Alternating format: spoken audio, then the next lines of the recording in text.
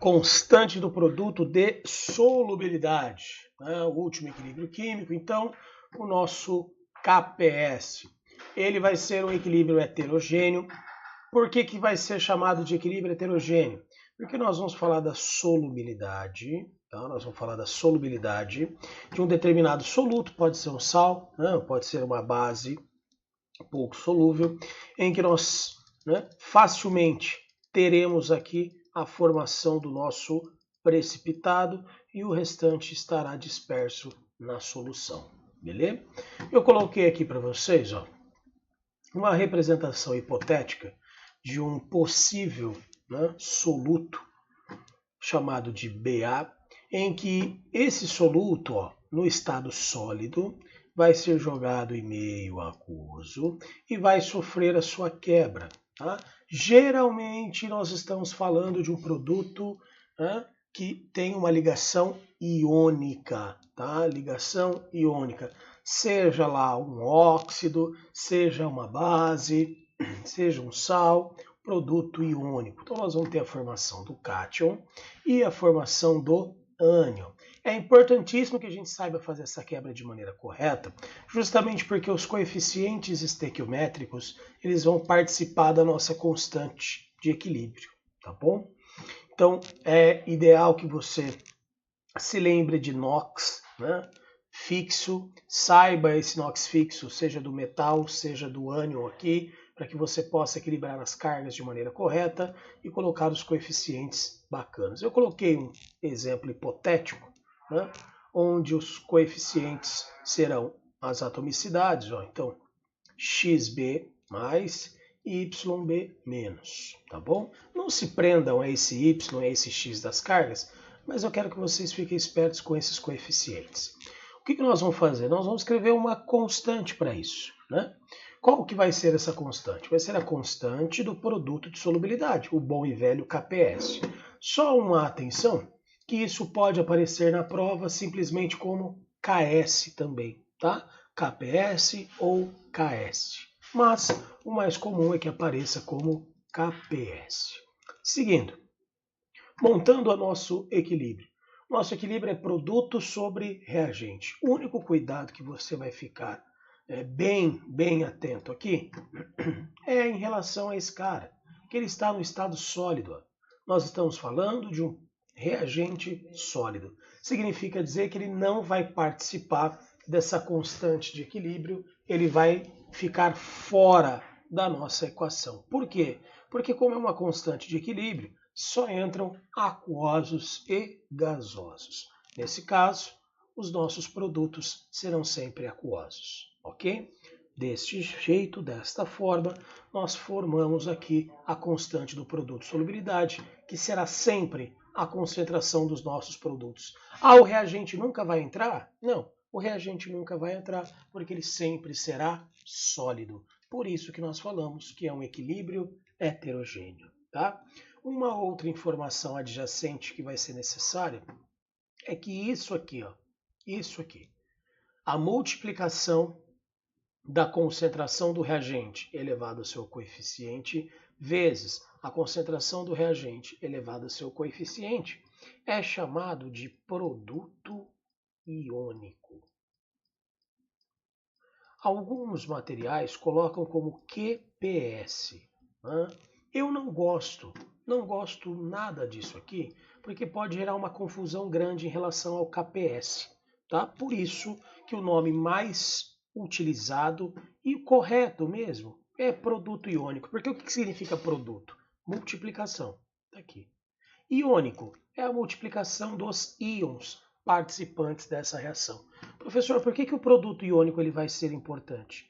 Porque o produto iônico ele vai ser utilizado para a gente comparar com o valor do KPS em algumas situações e classificar a nossa solução. Ah, é? É. Por exemplo, ó, quando você estiver fazendo um exercício, eu já vou exemplificar de fato aqui para vocês. Ué, não vai passar o meu slide? Não vai carregar o meu slide? Amém. Então, dependendo do exercício, né, e o KPS ele pode ser cobrado de 3 formas diferentes numa prova. ele pode ser cobrado em relação ao KPS e ao tipo de solução, ele pode ser cobrado em relação ao íon comum e ele pode ser cobrado em relação à solubilidade do meu soluto. Qual é mais solúvel, qual é menos solúvel, tá? Os solutos que ele apresenta no exercício. Quando a gente fala da classificação das soluções, né, nós vamos sempre trabalhar com o produto iônico e o KPS. Produto iônico e o KPS. Tá? Por que isso? Porque é o seguinte, lembra que foi trabalhado lá em soluções algo chamado de CS, que era o coeficiente de solubilidade? Que nós determinávamos o coeficiente de solubilidade em uma determinada temperatura e isso me fornecia a massa que poderia ser dissolvida em 100 gramas de solvente. Né? É algo parecido com o que a gente tem aqui na parte das classificações das soluções. Porém, não será, né, a mesma coisa, porque aqui a gente não vai falar de massa, aqui nós vamos falar de concentração. Né? E aí nós vamos sempre comparar o valor do produto iônico com o valor do KPS. Ah, é, professor? Isso. Se você tiver um produto iônico menor do que o KPS, significa dizer que você tem uma quantidade de íons na solução. Então lembre-se, o produto iônico vai significar para você quantidade de íons na solução. Se você tiver um produto iônico menor do que o KPS, que vai significar para você limite, né? O KPS é exatamente o limite. Se você tem uma quantidade de íons menor do que o limite, essa solução vai ser classificada como uma solução insaturada. Por outro lado, se você tiver o produto iônico, ou seja, a quantidade de íons igual ao KPS, ou seja, igual ao limite, você estará trabalhando com uma solução saturada. E aqui, por último, se você tiver um produto iônico, ou seja, uma quantidade de íons maior do que o KPS, ou seja, maior do que o limite, você formará uma solução saturada com precipitado. Por quê? Porque o excesso desses íons irá voltar para o estado sólido e formará um corpo de chão, um corpo de fundo, ou seja, formará um precipitado no fundo do recipiente. Tá? Como que ele pode cobrar isso de você durante a prova? Como que ele pode pedir, né, exercícios sobre isso durante a prova? Cara, é relativamente simples, tá? É relativamente simples. Vamos pegar aqui, ó. Daqui a pouco eu falo do efeito do íon comum. Vamos pegar aqui um exemplinho. Então, tá lá. Exemplão. Eu coloco um recipiente, coloco outro recipiente. E aí ele pode fornecer vários frascos. Eu vou fornecer 3, que é para a gente ter um exemplo de cada um. Tá? Ambos aqui estão numa mesma temperatura. Por que é importante falar isso? Porque a constante ela vai mudar, ela vai variar de acordo com a temperatura. Tá? E eu vou colocar aqui, pode ser. Eu vou colocar sulfato de bário, vai. Sulfato de bário. Tá lá. Sulfato de bário. Sulfato de bário. E o exercício vai fornecer para você o KPS desse cara. KPS para o sulfato de bário. Vamos pôr aqui. 4 vezes 10 elevado a menos 12. Tá? Vamos supor que esse seja o KPS do sulfato de bário a essa temperatura que nós estamos trabalhando. O que ele vai fornecer para você, querido? Ele vai fornecer a concentração do bário, vai fornecer a concentração do sulfato. Tá? Ele vai fazer isso para todo mundo. Para todo mundo.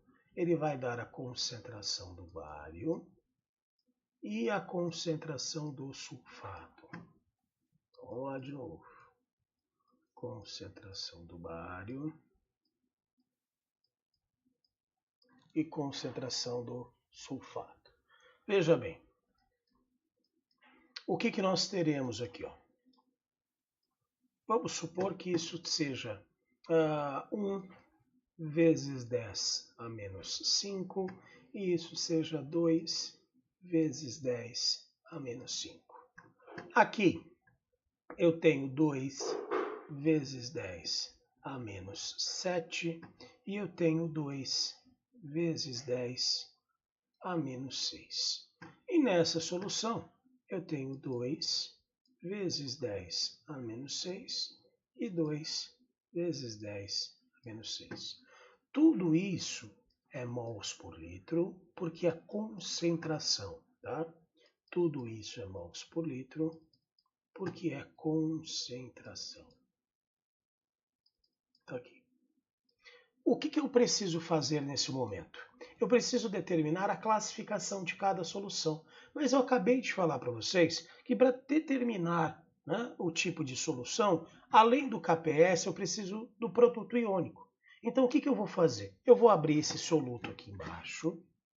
Por exemplo, ó, quem que é? Ah, é o sulfato de bário. Vou colocar prata. Esse é o sulfato de bário sólido, colocado em meio aquoso. Isso vai gerar a quebra do cátion e do ânion. Então, vai dar origem ao bário. Bário, família 2A, então, mais 2, aquoso, mais sulfato. Portanto, para que a soma seja zero, precisa ser menos 2. Está aqui. O que eu formo? Um bário, se quiser colocar um na frente, fique à vontade, e um sulfato, se quiser colocar um na frente, fique à vontade. Tá? É isso que nós formamos. Disso aqui, eu vou pegar o produto iônico. Qual será o produto iônico? O produto iônico será a concentração dos nossos produtos elevado aos seus coeficientes estequiométricos. Qual que é o coeficiente do bário? É 1. Então, elevado a 1. Não precisa colocar, tá? Porque se não tem nada, automaticamente a gente já sabe que é 1. E aqui a concentração do sulfato. Pronto. Esse é o produto iônico. Então, eu vou aplicar esse cálculo para todo mundo. Frasco por frasco. Começando pelo primeiro frasco. Produto iônico. Então, vai ser igual a concentração do bário, que é 1 vezes 10 elevado a menos 5, vezes a concentração do sulfato, que é 2 vezes 10 a menos 5. Logo, o produto iônico é 2 vezes 10 a menos 10. Aqui. Guarda essa informação, tá? Guarda essa informação, porque depois a gente vai comparar com o KPS. Mesma coisa, eu vou fazer aqui, ó, no segundo frasco. Produto iônico será igual à concentração do bário vezes a concentração do sulfato. Então, produto iônico, 4 vezes 10 elevado a menos 13. Está aqui. Guarda essa informação. E por último, mas não menos importante, eu vou calcular o produto iônico para o frasco de número 3. Tá? E o que nós temos aqui nesse frasco de número 3? A concentração do bário, que é 2 vezes 10 a menos 6, vezes a concentração do sulfato, que é 2 vezes 10 a menos 6. Ok? Logo, o produto iônico é igual a 4 vezes 10 elevado a menos 12. Pronto. E agora, José? Né? E agora, José? O que fazer? Agora eu vou pegar o valor do produto iônico e vou comparar com o valor do KPS que ele me deu. Assim eu consigo distinguir, né? Assim eu consigo distinguir o que nós temos aqui. Vamos lá. Produto iônico é igual a 2 vezes 10 a menos 10. Depois, KPS. Quanto que vale o KPS? 4 vezes 10 a menos 12. E agora? Esse valor, 2 vezes 10 a menos 10, é maior ou menor que 4 vezes 10 a menos 12? Como é menos 10 e esse outro é menos 12, o menos 12 é menor. Né? Então, o que a gente tem é isso aqui. Produto iônico sendo maior do que o KPS. Se o produto iônico, né, é maior do que o KPS, que tipo de solução que eu tenho? Uma solução saturada com precipitado. Tá? Então, solução saturada com precipitado, certo? Já essa aqui do meio, essa solução aqui do meio, o que vai ser? Ah, não sei, professor. Sabe. Bora lá. Nós vamos ter aqui produto iônico sendo igual a 4 vezes 10 a menos 13. E o KPS será igual a 4 vezes 10 a menos 12. O que acontece aqui? Como o 10 a menos 13 é menor do que o 10 a menos 12, eu posso falar que o produto iônico é menor do que o KPS. Se o produto iônico é menor do que o KPS, significa dizer que eu vou ter qual tipo de solução? Eu vou ter uma solução insaturada. Por quê? Porque eu tenho menos íons do que o limite.